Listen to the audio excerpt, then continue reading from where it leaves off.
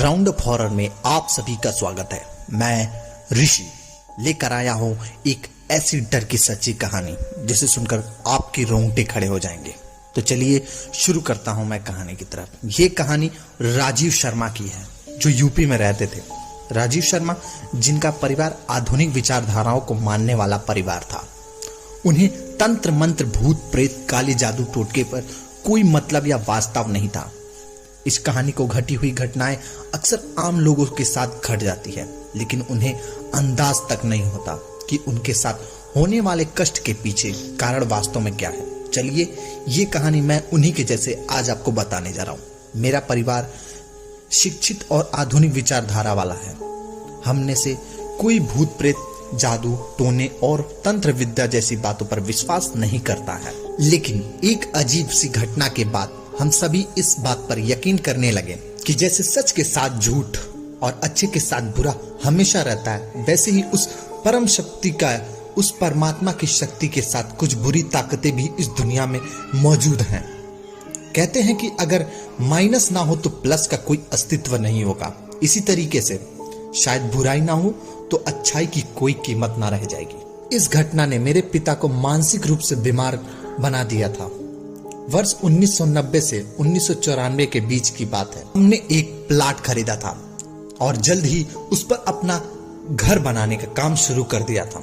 निर्माण का काम अभी शुरू हुए कुछ ही दिन हुए गुजरे थे कि एक आदमी उस प्लाट पर आता था। देखने में थोड़ा विचित्र सा लगता है, तो मेरी माँ जो वहां पर बैठी हुई थी उनसे पूछा आखिरकार क्या काम है और आप कौन हैं।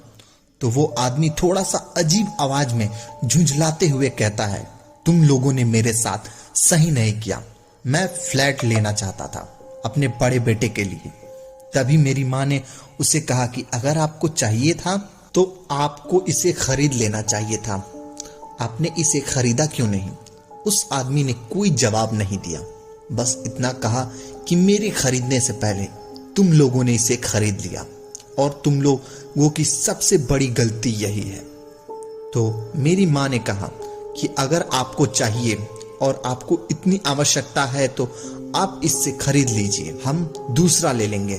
चूंकि मेरी माँ उसकी भावना को समझ रही थी, इसलिए उसकी भावनाओं को कद्र करते हुए उन्होंने कहा कि अभी भी आप इसे खरीद सकते हैं। लेकिन वो आदमी सुलझते हुए बोला कि अब बहुत देर हो चुकी है, क्योंकि ये प्लाट अब तुम लोगों ने जितने दाम में खरीदे हैं उससे कम में तो दोगे नहीं, और मैं इस प्लाट को औने पौने दाम में खरीदने वाला था।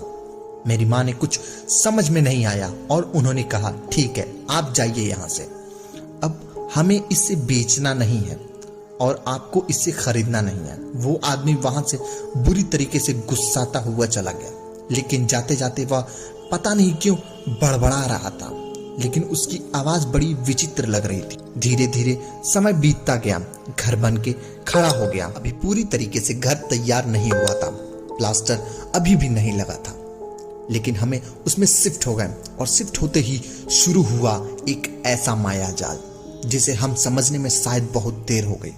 उस दिन के बाद हमें अक्सर अपने घर के बाहर कुछ जंगली फूल और खून के छींटे दिखाई देते थे।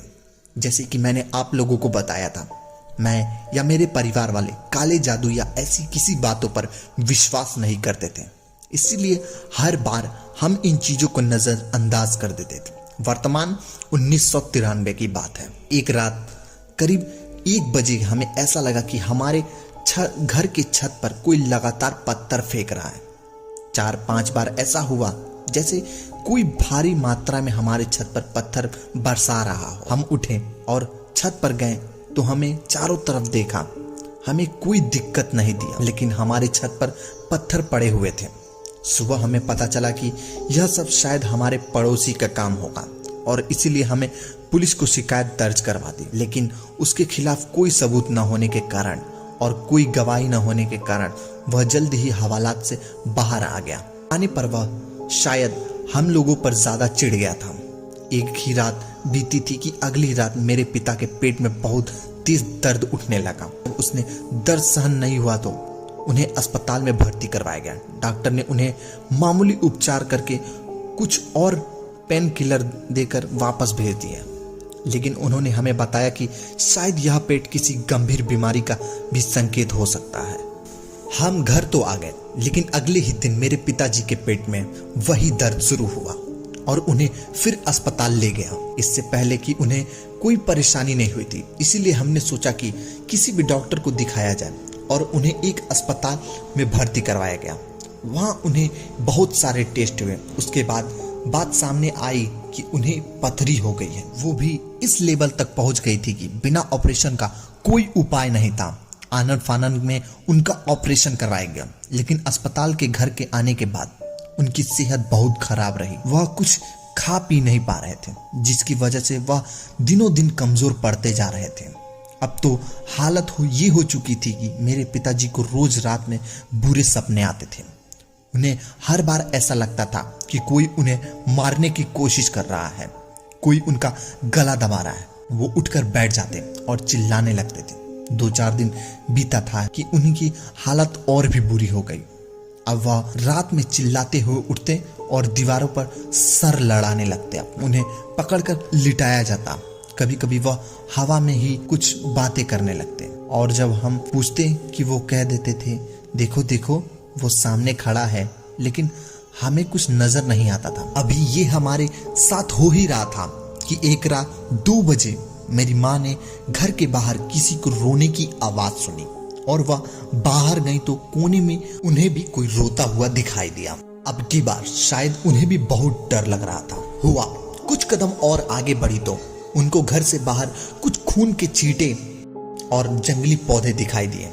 उन्होंने हिम्मत बांधी और रोने की इंसान की तरफ आगे बढ़ने लगे, लेकिन जैसे ही वो वहां पर पहुंची तो उनको चौंकाने का ठिकाना ही नहीं था, क्योंकि वहां पहुंचते ही उनकी नजर से वो आदमी तुरंत ओझल हो गया। वहां पर कोई नहीं था, बस उन्हें आवाज ही सुनाई दे रही थी। वह भागती हुई घर के अंदर आए और अब यह सिलसिला लगभग हर रात चलने लगा। अब मेरी माँ ने अपनी एक सहेली को इस बारे में बताया।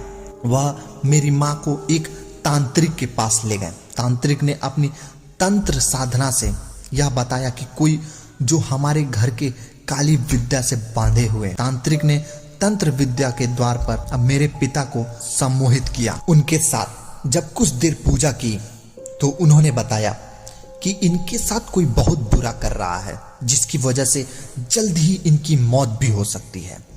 उन्होंने यह भी बताया कि पूरा का पूरा घर प्रेत आत्माओं से घिरा हुआ है और वह भी किसी एक काले जादू करने के कारण है। उसके लगातार पूजा करने के बाद भी हमें यह पता चला कि यह सब उसी व्यक्ति ने किया है जो हमारा प्लाट लेना चाहता था। उसकी नीयत ही खराब थी, क्योंकि वो उस जमीन को अपने काले जादू के दम पर उल्टे सीधे काम करके पाना चाहता था। लेकिन हमारी किस्मत ही खराब थी कि हमने उससे पहले उस जमीन को खरीद लिया। यह बात शायद उसे बुरी लगी थी। हम यह बहुत बुरा फंस चुके थे।